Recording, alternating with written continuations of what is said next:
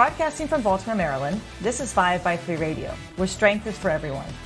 I'm your host, Emily Sokolinski, owner of 5x3 Training, a strength and conditioning gym in Baltimore, along with my co-host, Rebecca Fishburne, founder of Cornerstone Strength Maryland. Each week, Rebecca and I will discuss the ins and outs of strength training, why there is a no one-size-fits-all approach, and why strength is so important in our daily lives. Thanks for spending some time with us today. Now, on with the show. But I honestly, I think that's to me, that's part of the problem. Yeah. See, I have notes about totally different parts of this email. So you clearly picked up other stuff that you are triggered by. I hate that word. I know. That's why I put scare quotes around it. I hate that word. No, yeah. I mean, we pulled out the part of the email. Obviously, it was the podcast ideas. What is what do I do? I'm a middle-aged guy. How do I start this program? Where do I start? But everything he wrote to you, he wrote to you a long thing, yes, presumably because all of it was important to him. Yes. But I think where you start also ties in with how you feel about yourself and what you think you can do and where you can start. And if you just say F your feelings about it, you've lost the person. Mm-hmm. And that's the part I liked, but I like that description. Yeah. Yeah. And they did. Let Rebecca address the part that she has strong feelings about. Hi, everybody. We are back again for another 5x3 Radio podcast. And we have a very special guest today on our podcast who informed me a year ago when we first started this podcast that he would never, ever be on our podcast because he doesn't like to hear himself talk. Or maybe he does, but I know the feeling. But somehow you made me be. I made you. I was able to twist your arm, and now you can't get enough of it. No, but my husband Diego Sokolinski is here with us to discuss an excellent topic that we received from a listener. So all those listeners out there, we do take your topics seriously. We do take it, and we take them into consideration. And this was a really excellent one that was sent to us from a listener out in Minnesota. And we brought Diego on to discuss. He came up with quite a lengthy email to us and addressed a few topics that we would like to cover. And Rebecca has part of the email. We don't have to start with. I think we could. I think let's go through it because the last part of the email is quite. That's really the topic he wanted to talk about. But in his email, there were other subjects that he covered that you read into and wanted to think about, and Diego thought about, and I thought about. So I feel like we could discuss that and then kind of transition into, to the topic at hand. So you want to explain a little bit about what she's shaking her head. Well, perhaps you should read some of the email. I was going to say, let's read some of the email. Yes, let's read some of the email. Not just what was I interested in, but what's in here. Yeah, read some of the highlights. Let's unpack this. Let's unpack the email because it was a great email. Yeah. So, which means everybody listening, send us your questions. We do want to hear from you. So let's pull up the email. I pulled up what I wanted to obviously discuss, but do you want me to go ahead and read the email, or do I just pull up bits and pieces? Nah, I think it's too long. I guess basically what we're looking at is a listener who's highly educated, and maybe is saying he started his strength journey late in life, didn't necessarily consider himself to be a quote unquote fit person when he got started. He maybe did some things with barbells when he was younger. But didn't really get serious about barbells until his 40s. So kind of where does a person who does not consider themselves to be fit begin with this process? Yeah, so kind of the overall gist of it. Right. And let's backtrack because in the beginning he actually just focuses on things that we've already talked about in the podcast. So maybe we can just quickly go over that. We spoke about teaching. I spoke about teaching dancers and training dancers. He was thrilled about hearing that. He mentioned that at when he was a resident at Hopkins, a lot of his patients in the eating disorders clinic were 85-pound ballerinas, and it was hard for him to discuss that because, as he said, ballet and modeling communities won't take advice from quote unquote fat doctors like me. That's his word, not mine. His wife is a doctor as well, and she followed him into strength training. And his sister as well. And his sister went to a gym. I don't know how long ago. I guess maybe, I don't know. He doesn't say, but she had some issues while she was there. And Rebecca, you kind of keyed into that section of the podcast, which was about your feelings. But Emily, I mean, I'm thinking of that really strictly in terms of how does a person who perceives themselves as not fit, or who maybe from an objective standpoint isn't fit, how does a person get started? Like the comment that most podcasts about getting strong or losing weight or being fit are presented by fit people for fit people. Yeah. So, but I'm unpacking the email like paragraph by paragraph. You mentioned talking about that bit there. I didn't like I sort of flicked back to that when I got to the final paragraph. Okay. Yeah. It was like, that's part of the problem. Right. About the feelings? Yeah. Like, I mean, this is going to sound all super jumbled if we go through it this way, but like, to me, where you get a person started who considers themselves not to be fit, like their feelings about it, their emotions about it, their sense of their own limitations has to be addressed. And you can't just say like, F your feelings about this, add 5 pounds. Right. You've got to meet the person where they are. And if you're talking about getting a person as strong as possible, as quickly as possible, the as possible also encompasses their feelings towards the process, their sense of their own limitations, what they're willing to hear from you. Like even the example with the 85-pound ballerinas, like what information they're willing to hear from a person is part of the process of getting a person as strong as possible, as quickly as possible. Sometimes there's limitations that aren't just physical, that don't just have to do with like, can you produce enough force to move this weight through space? There's like, do you think you can? Got it. Well, there's a weird dualist interpretation of the lifter here underlying this discussion, that somehow the lifter is the set of muscles and bones and ligaments, and then separately there is their psychological component. I'm sure neither one of you will be surprised that I don't take a dualist interpretation to the universe. So no, I mean, that person is their feelings as much as they are their muscles or absolutely. Their bones. And those two are inextricably linked. And as a coach, you have to treat them as a unit. Right. If you don't treat them like that, then you're missing half the person, and that's likely to not lead to compliance over time. Right. Yeah. Right. Absolutely. Right. I mean, I think before we get into the topic at hand, he had his sister training somewhere, and she came in with sciatica, with radicular foot numbness, and it got exacerbated by deadlifts. There was this feeling of like, you have to keep adding 5 pounds. We don't care that you something's bothering you, because it's add 5 pounds or else. And she's afraid of deadlifts because her sciatica was, it's gone now, but she kind of is afraid of training.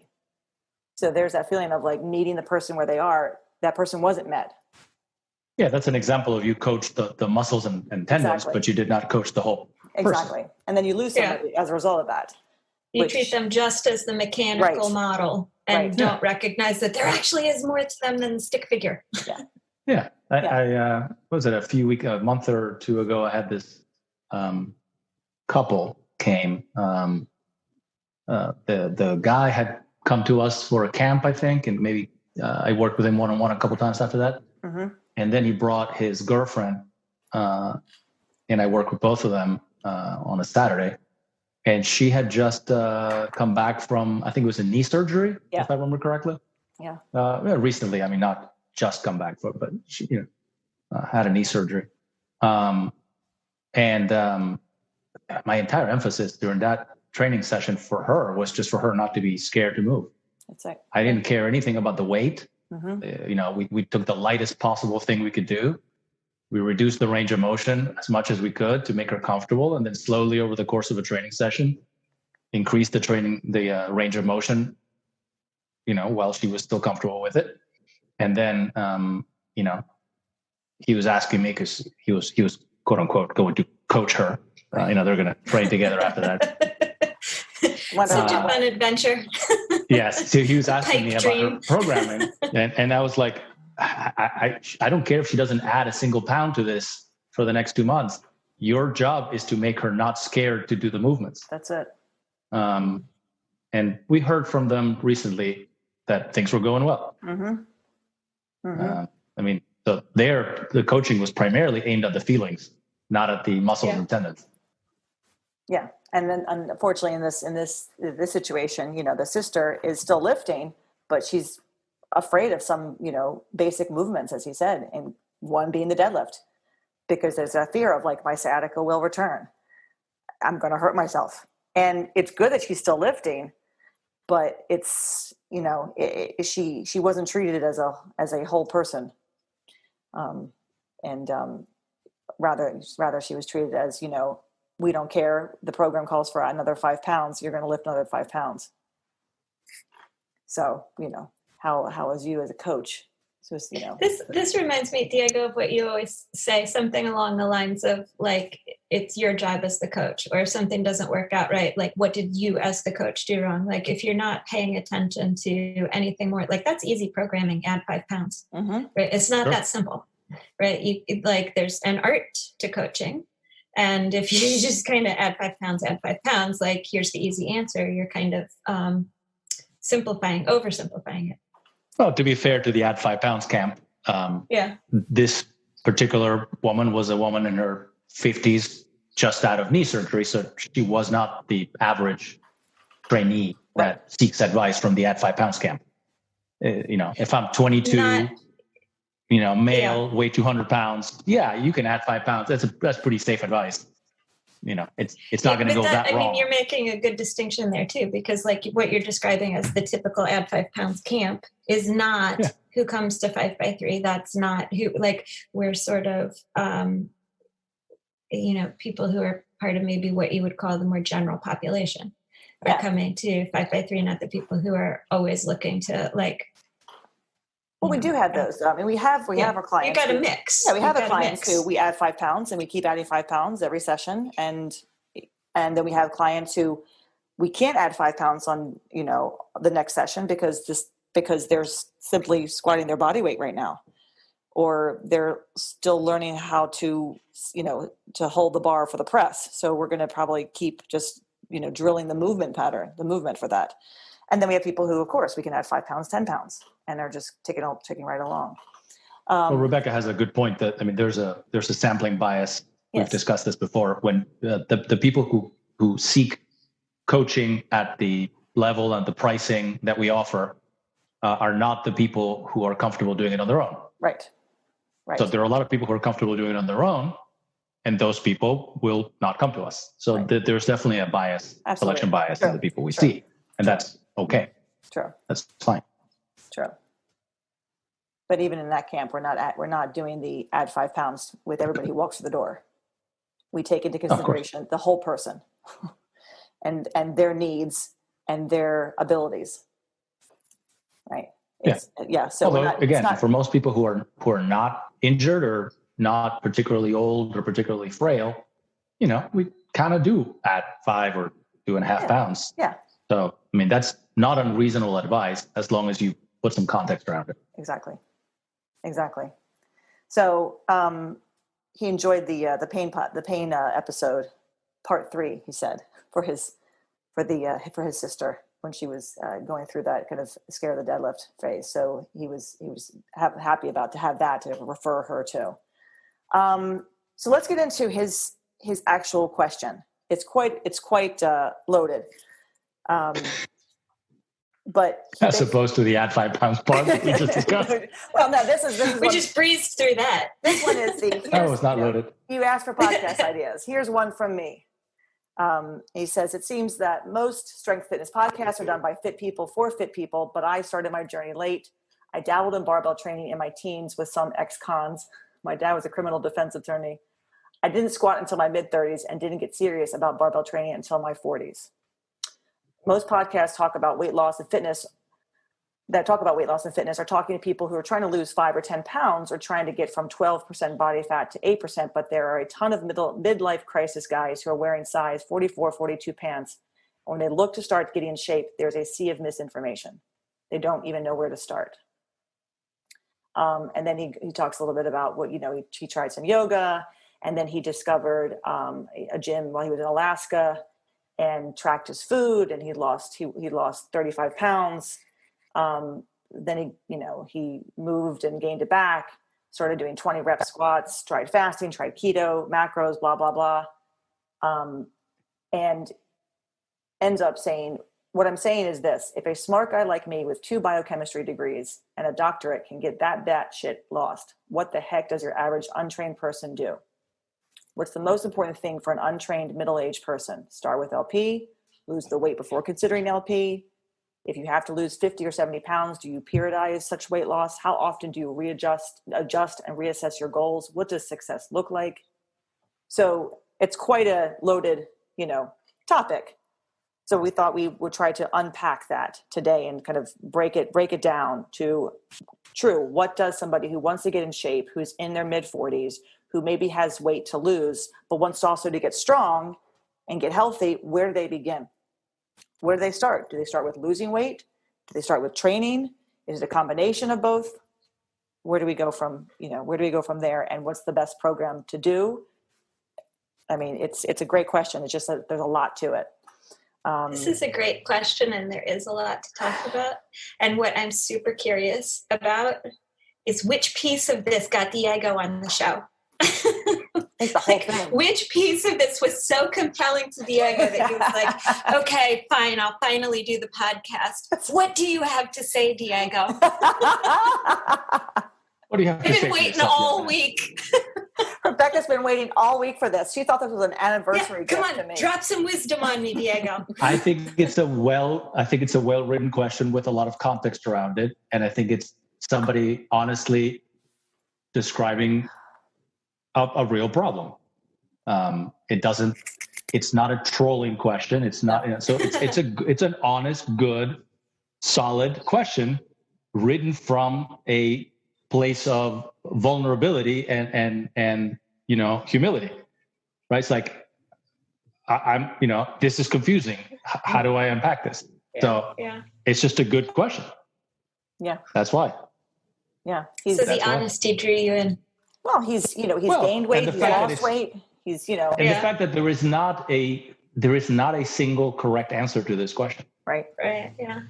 And I think that's probably part of the answer is that, and I took some notes, but it's part of the answer is that there isn't a single answer to this. And probably part of the problem is that there are a lot of people out there trying to convince you that there is one answer and that it's the one they have.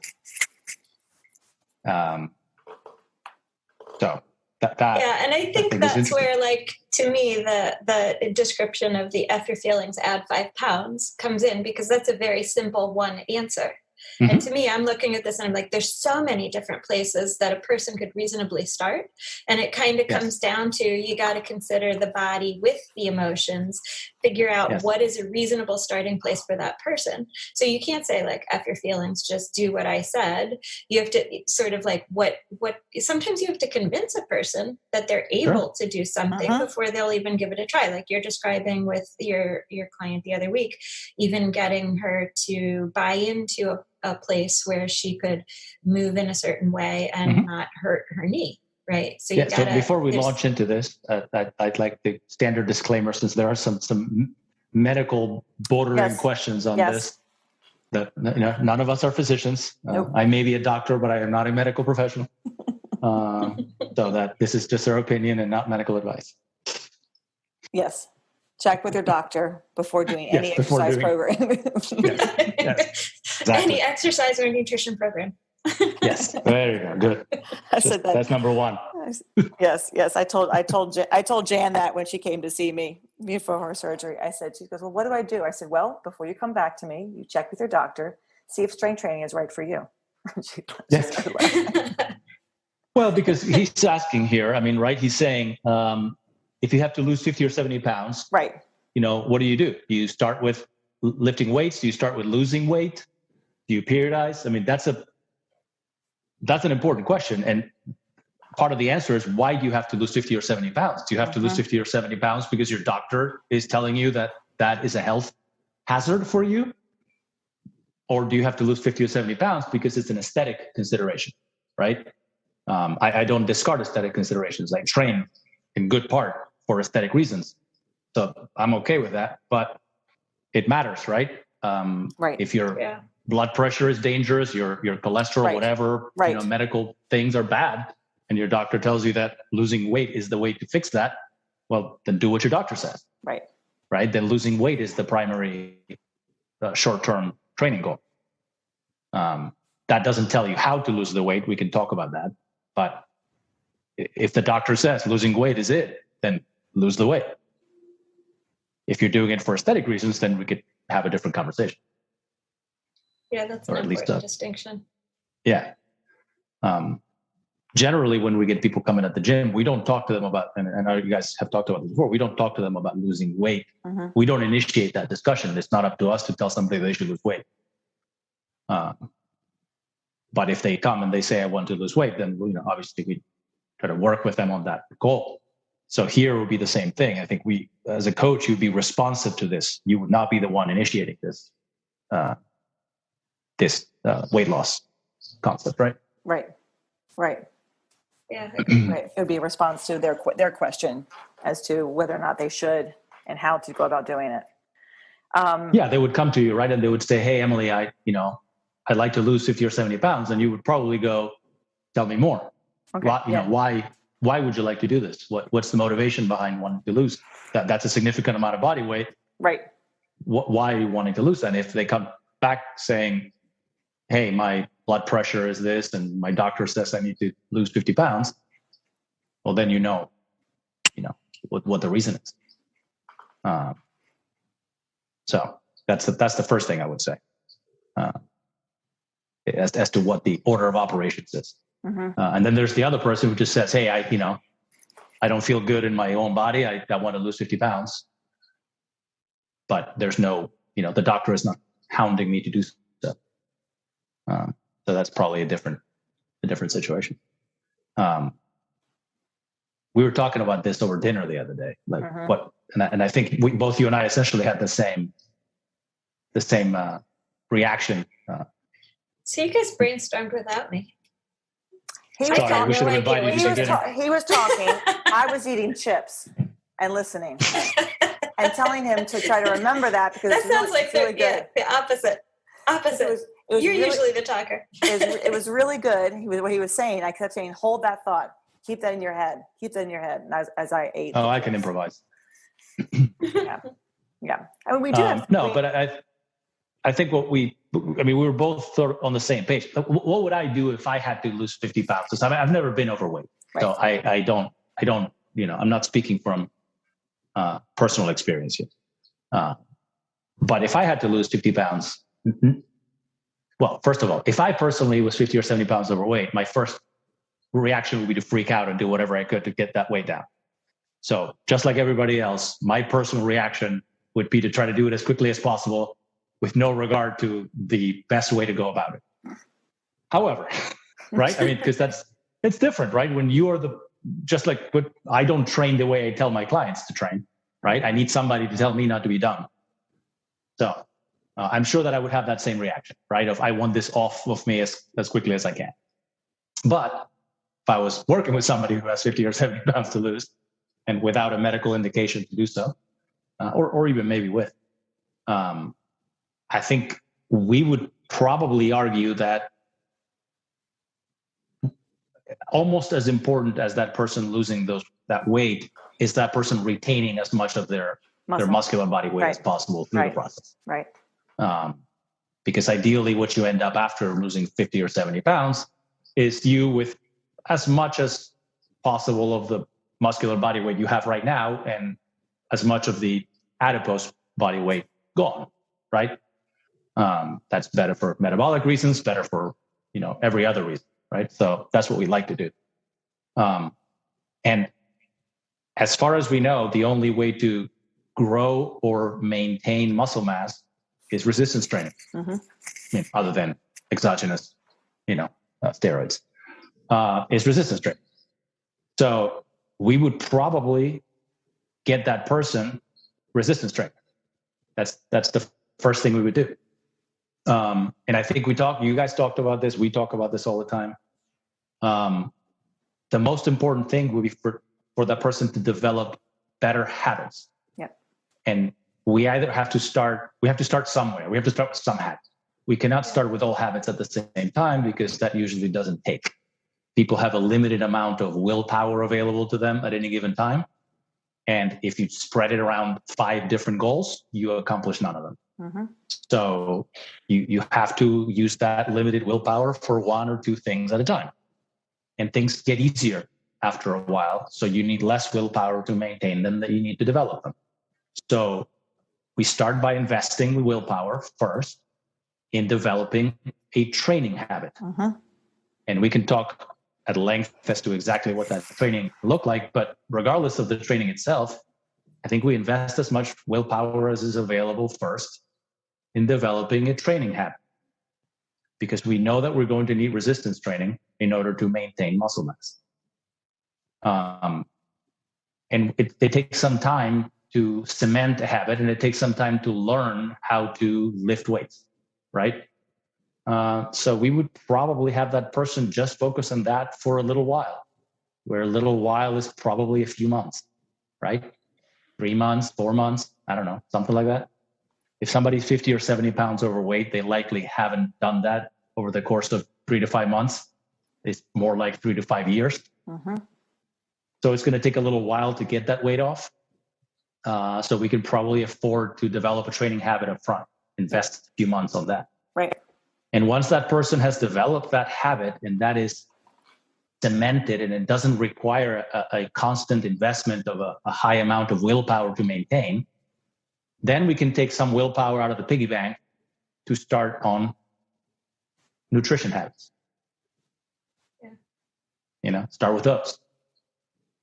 And then, try to get that cemented over however long it takes to get those habits cemented. And which ones they are, it depends on the person.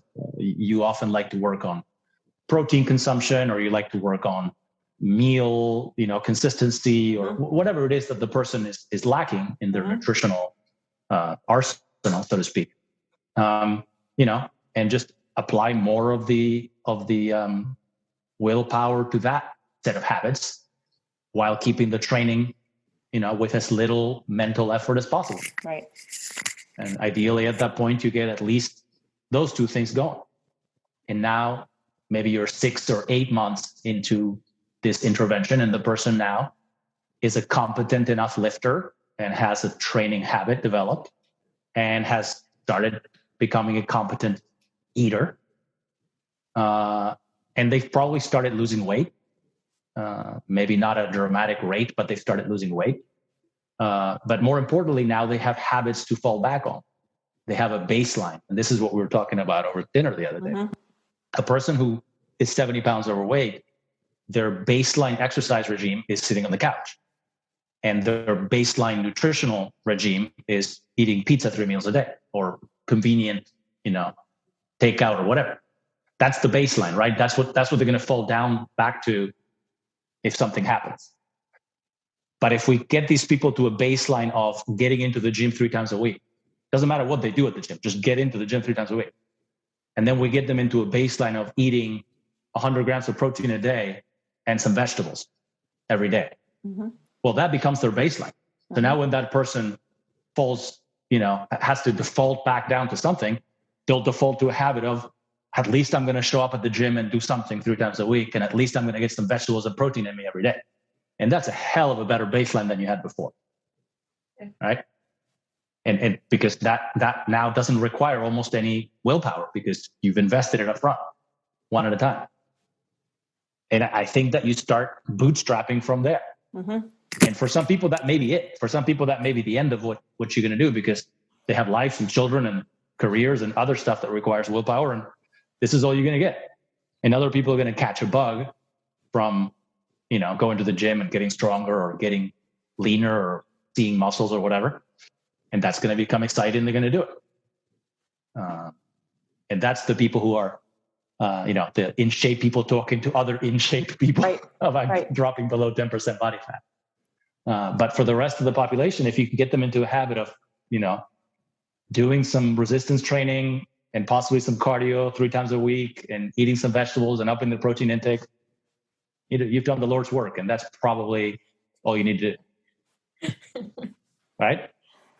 Yes. I mean, I don't know if we've talked about, did we talk about this? Like, did we ever do a nutrition podcast? Do we talk about habits? No. And because that's a big mantra of mine. I mean, when people come to the gym and they'll say to me, I like to lose some weight. I say, okay. I said, we're going to first create the habit of you getting to the gym here 2 to 3 days a week. Right? You want to get stronger. That's what we can do here. We can also help you with nutrition too. But first you need to prove to me that you can show up 2 to 3 times a week, every week for 2 to 3 months. Because I think they say it takes 2 weeks to build a habit. I find that it takes at least 3 months for people to see a change in their body awareness or, in their confidence. And they may not have changed in their body, but definitely there'll be a change in their body if they start strength training. But they will see after 3 months where, if they've been consistent, that they have certainly made enough progress with themselves that now they can focus on something else. Right? It's become habit. Their training. They're in there 3 days a week. They're logging what they're doing. And this is something that I just thought about when I started this program, or I started about 11 years ago training, that I'd never really written down what I had done. I never thought about what I was doing at the gym. I was just at the gym. But when you actually take into consideration what you are doing and you write down the exercises you're doing, the reps you're doing, how heavy it was, how light it was, how it was easier than last week, it becomes much easier for you to then, when you start to focus on losing weight, or even start to focus on gaining weight, but losing weight, you've already started tracking your training program. You've already started tracking your training schedule. All of a sudden, when someone says, write down what you eat every week, that becomes really easy because you've done it already for 3 months. And when I equate that to people, I say, you starting to track your food, or you starting to focus on how you eat, your meals, your protein, think about what you've just done for 3 months. You can do it. It becomes a lot. I found that it was much easier for me to start to do that, to kind of consistently see and write down what I was eating, because I'd been doing it in the gym. I started doing that with my own training program. So I found that when people have started to focus on their eating habits, they do have an easier time once they've started training prior to that, right? Because they've already gotten into that habit of showing up, putting the work in, writing down what they've done. Now it's just, now they have to just transition that to, what am I eating for lunch? What's dinner?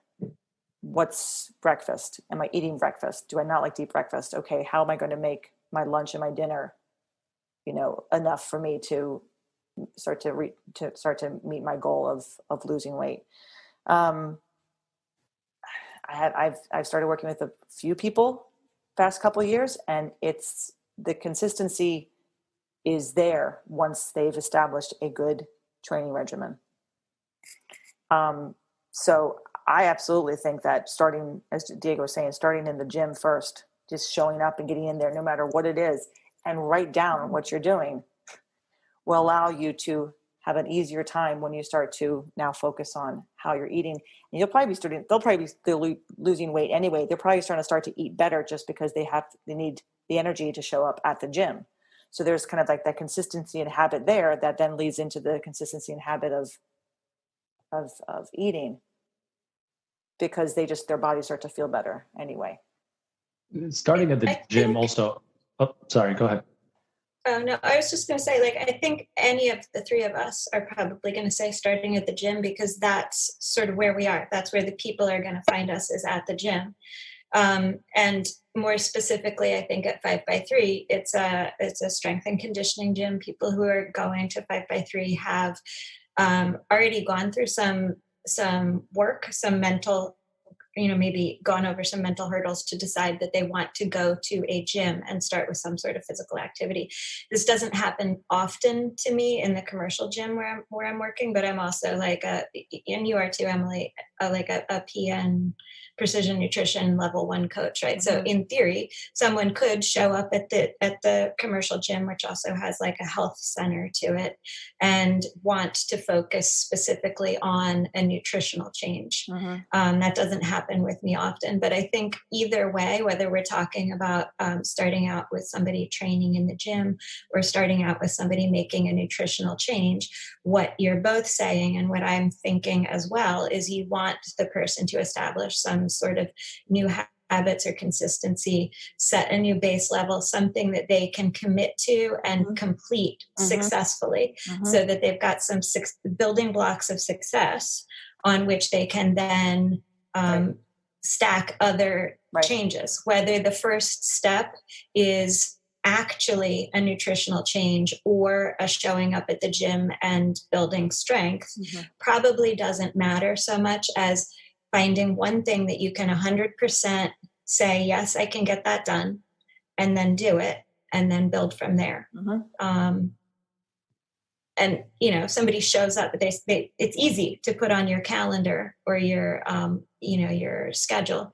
I'm going to go to the gym for an hour. And then once you're there, follow the directions that your coach gives you. So that's sort of like, for a lot of people, I think, an easier place to start than this sort of nebulous outside of that appointment. You've got 23 other hours where you have to sort of maybe do one thing or another, or not do one thing or another. That's a clearer place to start. And I think a clearer place for people to feel a sense of success going forward to make those other changes. Yeah, I think that from my point of view, there are metabolic reasons why I would have persons start with the training intervention, and there are psychological reasons why I would do that. Some which overlap with the ones you just gave, and some that are separate. I mean, metabolically, we know that person needs resistance training not to lose the muscle that they have. Right. People that are 50 to 70 pounds overweight usually are carrying a fair bit of muscle mass, unless they're very old and very overweight, in which case they might be very sarcopenic. But if you have, like in the case of the person writing this email, somebody who's in their 40s, a man in their 40s who's 70 pounds overweight is usually carrying a lot of muscle around under the fat. So they're not just fat, they're big. You just can't see the big because they're fat. And I think we need to make every possible effort to hold on to the muscle. And we know we need resistance training for that. So if we start with a nutritional intervention and that person loses 30 pounds, and of those 30 pounds, 15 are muscle, that's bad. Right. So that's metabolic reason why I would prefer to start with the resistance training intervention. Psychologically, I think, and again, I'm not speaking from personal experience, but I have spoken with a good number of people who are overweight that we work with. I think that people who are significantly overweight have a very emotional relationship to their eating. Many of them also have emotional relationships to going to the gym because they feel like they don't belong or they have had bad experiences. But overwhelmingly, they have a much stronger emotional relationship with food than they have with exercise. Some of them may have never exercised, so they essentially have no relationship with exercise. So in terms of willpower investment necessary to make a change, changing their eating will require more willpower because it's something that they're very emotionally invested in.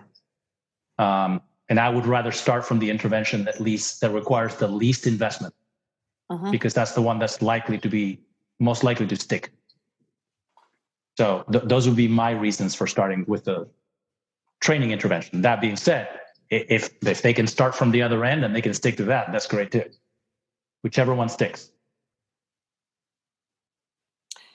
I'm thinking of like a lot of, any videos I've seen or stories I've seen of people sharing their successes with weight loss. And often it starts with, I started going to the gym. I'll read that. I'll see the video of the person at the gym, Mm-hmm. and whether they're training with a barbell or they're just doing the machines and doing the circuit, they're doing it consistently. And then over time, they also start to change their eating habits. But it always starts with, I started at the gym. And we know that exercise is not the number one thing for weight loss. Obviously, changing your nutrition habits is number one. But there is that, you're right, there's that psychological, starting somewhere where it's easier to start there because I don't have a connection.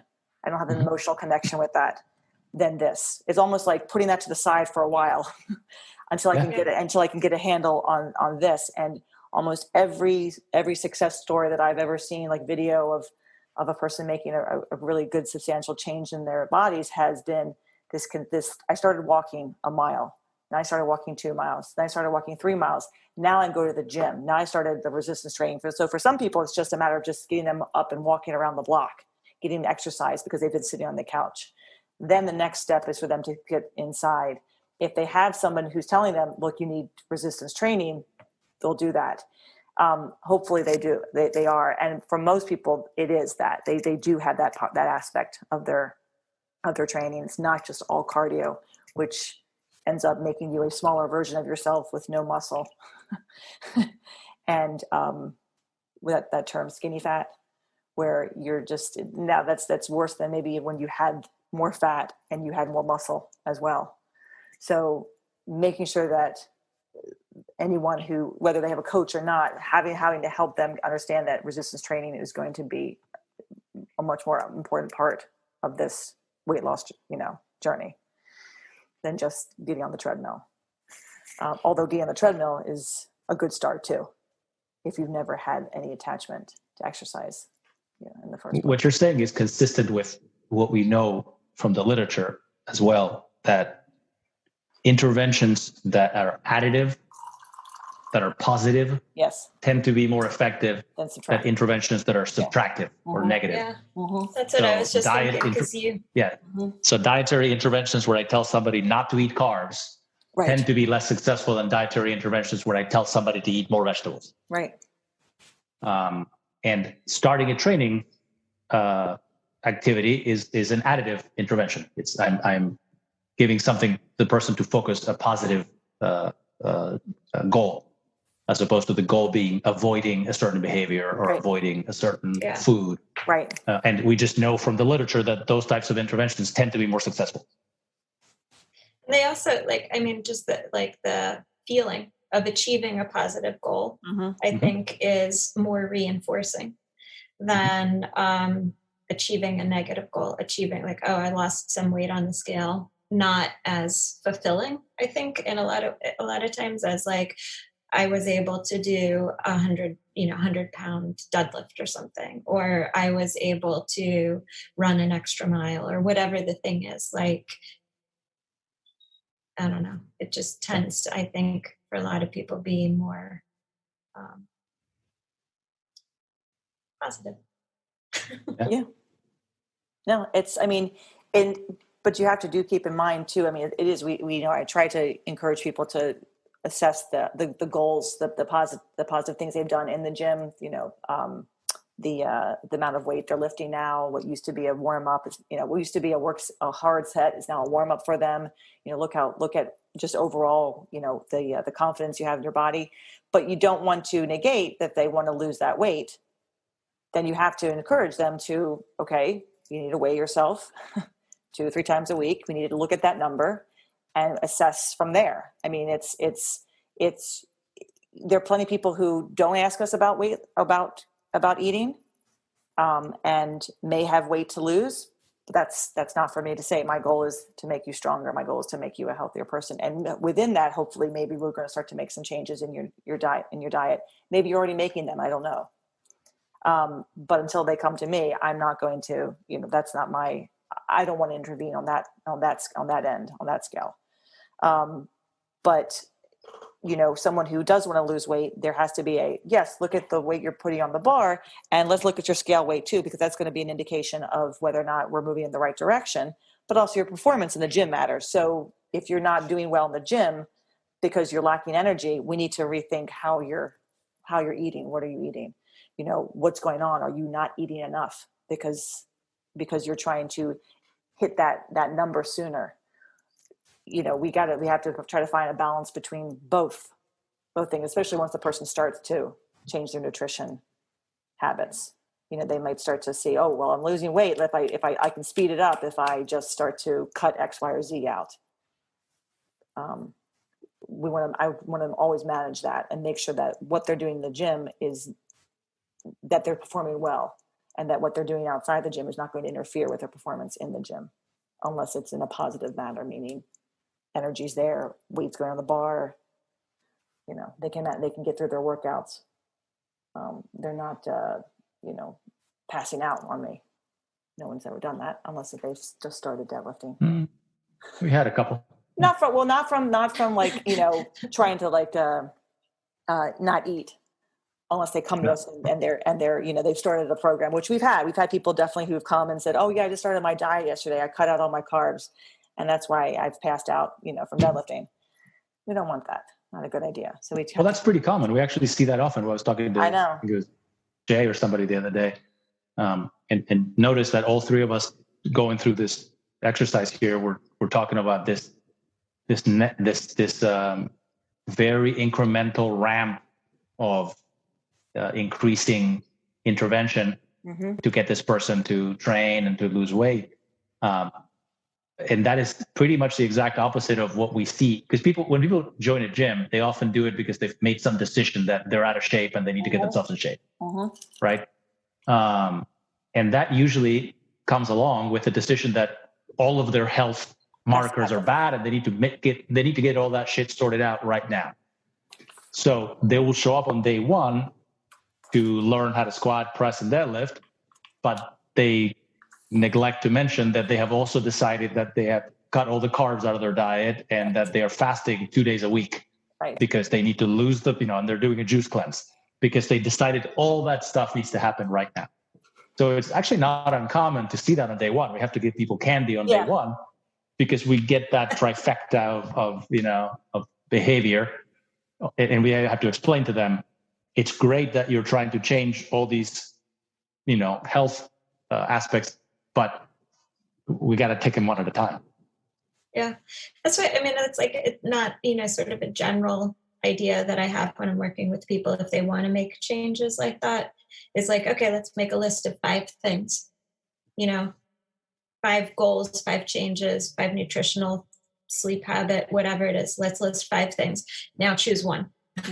Which one of those can you 100% guarantee me that you will be able to do over the course of the next week? And then if you've done the one, then the next week we can add another one.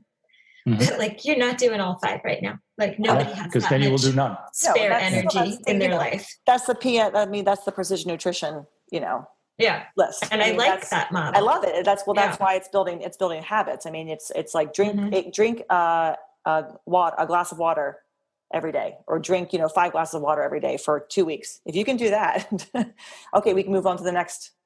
And that's why, like you're talking about, show up for the gym. That's one of those straight off the bat, right? And especially if it's like they've already written that into their calendar, they've set aside, they've made the appointment. That's half the work. It's there. They're going to show up, right? It's pretty unlikely once a person has signed up for a time slot that they're not going to. Yeah, and the question. Our gentleman. He spoke about fasting, keto, macros. He tried everything. And that's something too. Not everyone's going to lose weight in the same manner, with the same program. Like we have a program we use for strength training. Everybody squats, you press, you deadlift, you bench. But within that program, everybody's different. Everyone's has maybe a different rep range. Maybe they're different. They're using a different implement. Maybe they're not squatting, they're using a box. Maybe, whatever it is, we have to modify and manage that. Well, same thing with eating. macros, this macros works for, some of my clients. It doesn't work for all my clients. I have to figure out what client needs what. I had a new, one of my ladies is she wants to make some changes with her eating habits. And I said, okay, we're going to start with, I need you to get 100 grams of protein, every day, start to track that because, so-and-so, it was easy for the other person and it was easy for this person. Well, after 2 weeks, I realized that wasn't working. Actually, after a week, I realized that wasn't working. I said, how's it going? She goes, I can't do that. And I realized that was not the right approach for her. So I just said, okay, give me a protein shake in the morning. And she did that for 2 weeks straight. No problem.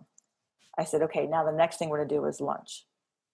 Okay. Pick one of these 3 items to add to your salad, whatever, that you're eating. Because she started to eat more vegetables. So she started to incorporate more vegetables. That was easy. So we took away the give me 100 grams and we came up with give me a protein shake, give me a salad with one of these choices here. Yogurt, turkey, whatever, chicken. She said, I can do that. And she did that. So it's breaking it down almost meal by meal. And not even that, just starting with like a meal and then adding something to that meal. And all we're doing is focusing on breakfast and lunch right now. Whereas someone else, I said, eat 100 grams of protein. That's all it took. So it's you have to make sure that if you're going to work with somebody too, that they're working with you. And if something's not working, you need to tell that coach, look, this isn't sustainable for me, because there are plenty of people out there who are just going to give you a meal plan. And you've got to watch that, or tell you just to track your macros, or it's, fasting is the way to go.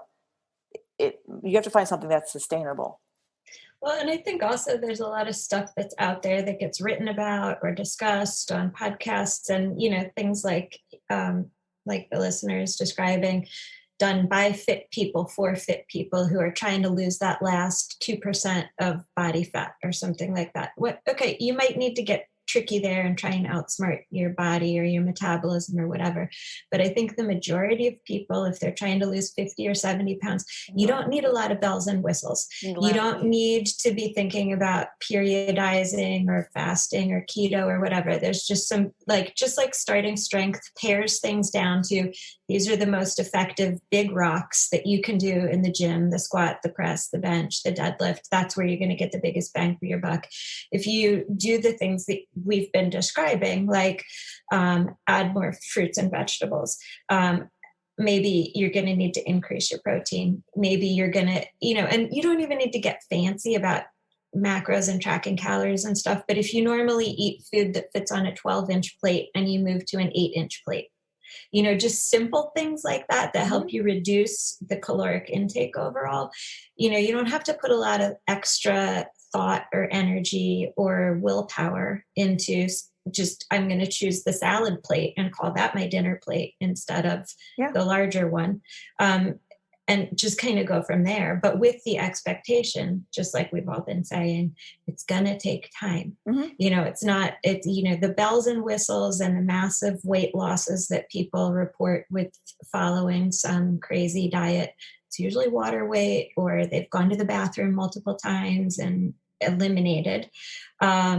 So most people will make slow progress and just set that expectation up front too.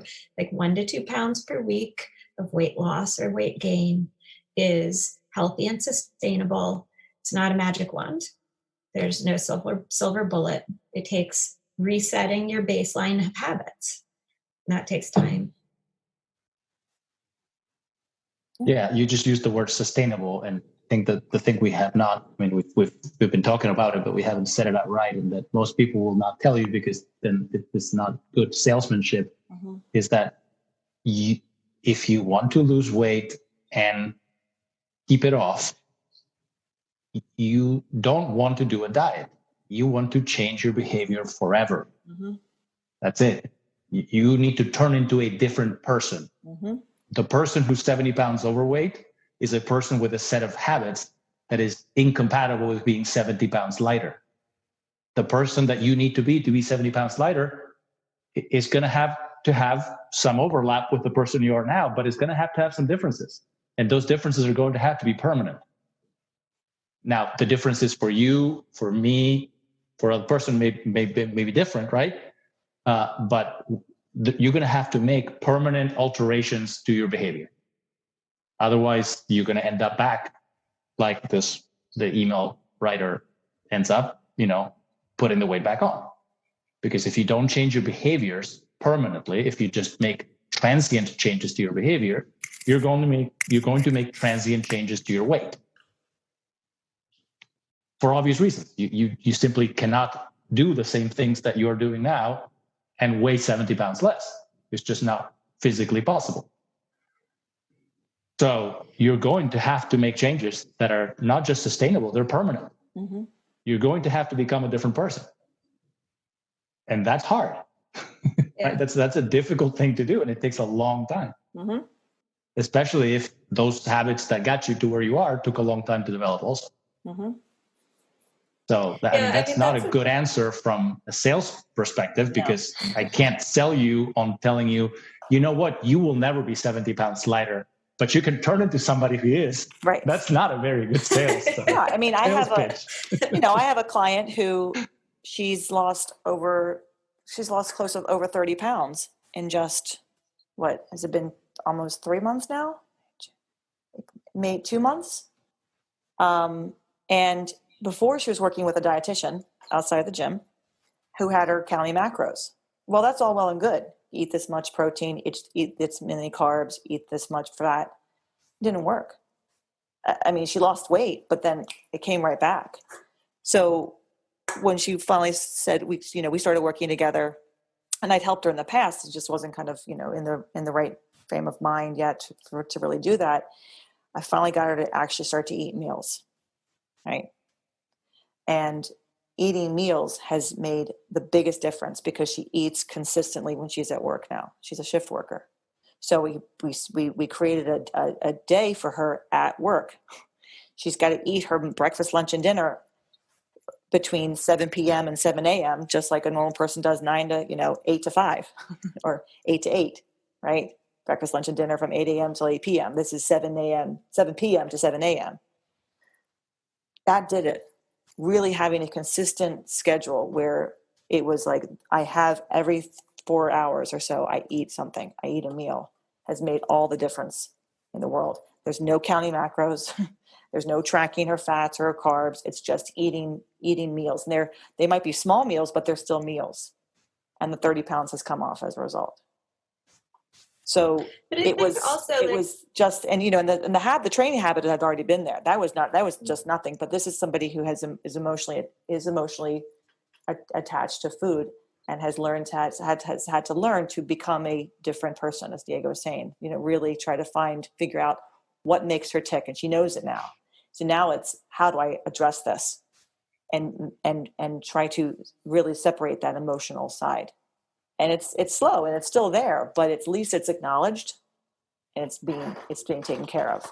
The training habit's there, but the training habit had to kind of also stay consistent too, because it could get a little inconsistent at times. The more consistent she is training, the more consistent she is with her meals. Yeah, they're reinforcing. Mm-hmm. It's interesting because I think two things I was thinking of, like a person who's doing shift work and is on sort of that like reverse nocturnal schedule, like that I think is exhausting. And the amount of like willpower or additional energy that someone has to be following some kind of strict diet or something, it's just not going to be there sometimes. So to be able to turn that into something that it's a meal time. I know what a meal looks like. I don't have to put a lot of extra thought into it. My meal has, this portion, third, right? And when you get back to the precision nutrition stuff, a third of the plate is vegetable, a third of the plate is meat, a third of the plate is, or whatever you recognize that, and whatever that's the size of that plate is. But then the other thing I'm thinking about too, about tracking macros, I'm just thinking about that now in terms of, like, a lot of times, like you're both saying, if somebody is significantly overweight, and even if they're not, but like a lot of people have an emotional attachment to food, and counting macros, tracking macros, it's like an interesting mind trick, a way to just completely remove yourself from the emotional attachment to the food. Just like reconceptualize it think about it differently. But it, like Diego's saying, that's not a mindset that's going to be sustainable for someone who has a lifetime Right. or family or cultural Right. habits or histories of interacting with food in different ways. That's the person. Like when we were on vacation last week with four families, my in-laws, our family, 2 sisters-in-law and their kids, and like one of the college nephews is like just tracking his macros and eating to gain and all of that. Like he was a certain degree removed from everything that the whole group was doing because he prepared his meals. People went to the beach and he stayed back and cooked like ground turkey and vegetables and bagged them all up separately. It's like we're going out to dinner and I'm eating my bag of stuff. That's like a little bit exaggerated, but like that suits his personality. He's an engineer, like somebody who wants to be part of the festivities and whatever, like that wouldn't necessarily work for them. I mean, sometimes or not for a long period of time. Right. Yeah, but that sometimes is a step along a progression for a person to learn how to eat. I think all 3 of us probably at some point have counted the, macronutrient content of our food, but I would probably wager to say that all 3 of us now can eat just by looking at our plate and know whether that's going to be conducive to weight gain, weight loss, or weight maintenance, because we've learned what we need to eat to gain, lose, or maintain.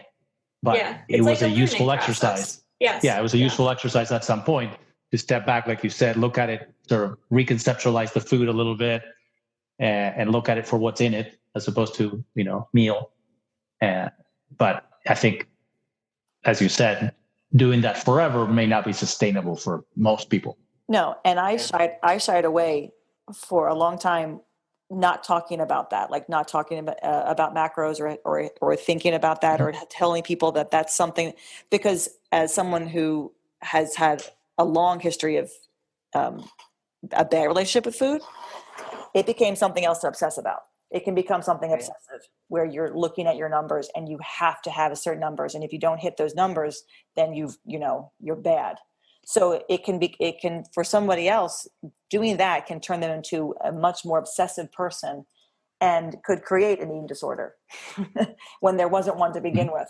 So, not everybody can, some people can use that very easily and it helps them. They understand numbers. It's very easy for them to track. It doesn't take much. They like to eat, but they're not foodies. They're not emotionally attached to it. For others, it can become something other than of an obsession. And for some, it just doesn't work because they do like to eat and they don't want to have to think of food as protein, carbs, and fats. They just want to eat a meal. So when you have someone just eat a meal and you tell them to include some chicken in that meal and some vegetables, they're like, oh, I can do that. That's easy. So that's why the fasting, the macros, the ketos, you can't just tell, no one just tells, I never tell people how to eat. I just tell them to, get some protein in their meals, and then have some vegetables and some fruit. Nothing is ever taken out of their diet. Nothing is ever taken out of what they're eating. There's no restriction unless they decide they don't need that food anymore. Or like me, I know what I binge on. I have to not eat the gummy worms or buy them or bring them into my house because I binge on them. And that's not, something I want to continue to binge on. But I don't need gummy worms to sustain my abilities at the gym. So that, but I do need food and I do need to eat. And, I eat what I like. And I always tell people that too. Eat what you like. Don't eat foods that you don't like because you won't be able to sustain that kind of eating. If you force yourself to eat broccoli because it's, someone told you broccoli is good for, choose something else to eat. Like what you're describing there in terms of tracking and what Diego's talking about, like a learning exercise, like the other piece I think that is really helpful in terms of tracking, not just like what your macros are, but like what your habits are over a week of eating, how you interact with food, like when do you eat more, so you're saying like, oh, there's certain foods I know I'm going to binge on. I don't bring them into my house because they're not adding to my nutritional value. Like I know if it's 10 o'clock at night and I find myself standing in the pantry, it's not because I'm hungry, it's because I'm tired. And somehow my brain thinks like, oh, I'm tired, I need to eat more food. No, it's 10 o'clock, I need to go to bed. I should have been in bed an hour ago. Right. So like, I know that also about, so it's all of it is a learning process, but it's like sometimes learning what your habits are, things that you just do instinctively without even thinking about. And becoming more aware of that, and then changing them to become the different person, the person who's like, 50 or 70 pounds different, by recognizing what those habits are and making those changes, building on them, where you're able to and when you're able to, and then sustaining those, and then a little more. I feel like we should probably, it's been I'm looking at the time too. Wrap this up. There's unfortunately a couple of other really useful things in this email, but I know. We need to have another podcast to talk about the rest of it. Maybe we should, because there's at least two other really critical things in this email that deserve discussion. I didn't think that we were going to get through all of this. I didn't think there's a lot here. I didn't think that we would be able to like take this. Oh, Diego, does that mean you're going to come back? He's going to have to. Lord. If we have to complete this response, then I guess so. He's going to have to. Because, we didn't talk about like, adjusting or reassessing goals, or what success look like, that's, and we can. Yeah, there's several things here. So many things. Yes. Need to be addressed. I think this is a good start. This definitely was a good start to where does somebody go who has weight to lose, considerable weight to lose. Where do they begin? And I think we all agree that it begins with some form of resistance training and building a habit of getting to the gym and doing some type of strength training. And then after a few months of building a good training habit, now starting to reassess their eating and approach their nutrition habits, and start to eat like a grown person, as I like to say. Eating like an adult. I used to eat like a kid. I eat like an adult now. It's taken me. That's a good. It's taken me 13 years to figure that out. So No, it did not take you that. It did. You were eating like an adult. You've been eating like an adult for a long time. Okay, fine, but it started in 2008. Yes. Definitely started around 2008 that I started. So it took you from 1974 to 2008 to eat like an adult. No, it took me from 2008 to 2015 to learn to eat like an adult. A child all that other time. I kind of had adult. This makes me feel much better, because two of my kids were in at the doctor for their sports physical, and they get asked the question about what do you eat, and it's like, I'll make a dinner. They'll get like the dinner that's the real meal, and they're describing what they eat the rest of the time, and I'm like, oh my Lord. And the doctor was like, okay, so nobody eats well. Oh, great. It's like, I feel like an A+ parent today. Great. So we will we'll just have to have Diego back to discuss the rest of the well, there's a lot of stuff here that's good. Some of it is going to get the answer of it depends, because a lot of it depends, right? Right. But there's a couple things here that I'm keenly interested in the writer's issue about is increasing your strength the most important thing. Mm-hmm. Yes, I like that part too. Yeah, yes. That's a very important question, and I am also keenly interested in the epistemological question, right? Because he's asking, he says, I'm a smart guy with 2 biochemistry degrees and a doctorate, get batshit lost. What the heck does your average untrained person do? What is the most important thing, right? So really what he's saying is, what process should I use to ascertain the truth value of claims made by people telling me that I should do X or Y thing for training, right? I mean, that's really what he's asking, is how do I cut through the sales pitch, and how do I know whether X or Y is appropriate? So that's an epistemological question. I'm interested in those. So those to me are the two key things remaining. The rest of the stuff is going to get it depends. Right. Right. So we need to address those two next time. I mean, I want to address those two. We should. No, we should. I think this is good. And this the other stuff is, do you periodize? Do you start with this? Do you start with that? I mean, we just talked about a lot of those. Are like, I mean, whichever one works better, and try it and see what happens. But what's the process? And it depends. Yeah, exactly. It depends. The answer is it depends. Right. And that's true because the humans are, while we're on average, very different from lemurs, we are, or chickens or this is news for me on a Friday. We're different from chickens. There's still a fair degree of variability, between us. So the things that work obviously, for one person may not work for another. We just talked about that in regards to weight loss. I mean, how many, the people, I have three individuals, 3 women, all had to approach their weight loss differently. And that's I had to figure that out in order to help them, because if I try to give the same program to everybody, that's why cookie cutter programs.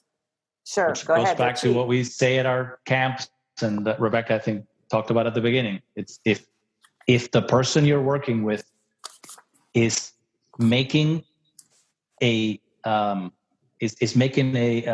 a valid effort, but they're failing, then it's your fault, not theirs. It's your fault. Exactly. Yes. And that's true as a strength coach, as a nutrition coach, as whatever you're trying to teach the person to do. Yep. Obviously, if the person is completely not doing anything, then you can't be held to account. But if the person is making a valid effort and they're just not, succeeding, then you're telling them the wrong thing to do. That's right. Even if what you're telling them was the right thing to do for a whole bunch of other people. Mm-hmm. Yeah. Exactly. So we will have to come back to this and in a couple weeks and do another podcast. Get my husband back on. Exciting. All right. Now we know how to get Diego on. Now we have to get Diego on. Got a really excellent question. We got to make sure. Don't get used to it. So come on, everybody. Keep those questions coming in. Send in all your epistemological questions. I know. I was happy you could pronounce that, because I was like epistemological. Yeah, very carefully. That question. You can not when you're too close to anybody's face. So you can find me, Emily at 5by3.com or email Rebecca at Cornerstone Strength Maryland at gmail.com.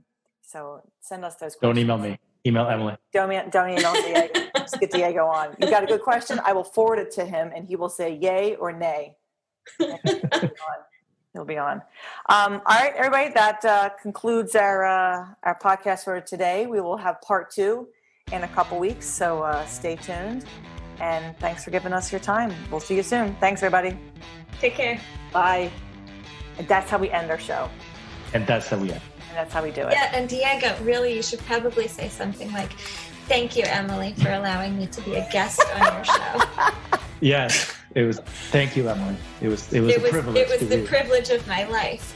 Yes. And now you're gonna have to listen to this and to be like, "Oh my God, I sound like that." I already know I don't like the way I sound.